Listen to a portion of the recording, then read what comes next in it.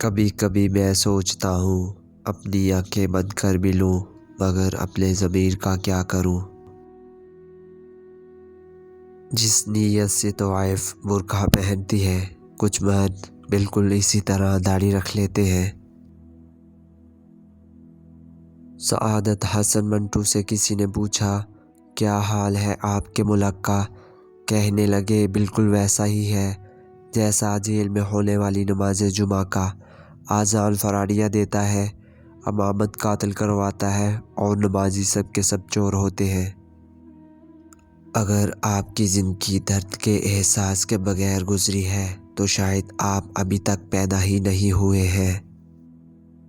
مرد بھی کیا عجیب شے ہے، بیوی میں طوائف جیسی ادائیں اور طوائف میں بیوی جیسی وفاداریاں تلاش کرتا ہے۔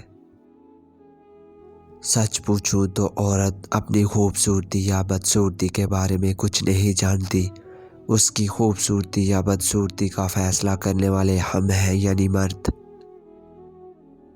میں اس معاشرے کا حصہ ہوں جہاں ہم آئینے کا سامنا صرف شکل دیکھنے کے لیے کرتے ہیں۔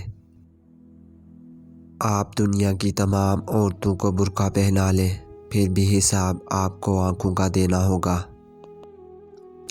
جذبات کے معاملے میں عورت کمزور ہوتی ہے، اور کمزور سے ضد لگانا، اس سے مقابلہ کرنا اور اس کو نیچا دکھانا غیرت مند مرد کو زیب نہیں دیتا۔ زبانوں کے پیچھے مت چلو، کوئی تمہیں ایسی کہانی نہیں سنائے گا جس میں وہ خود داغدار ہو۔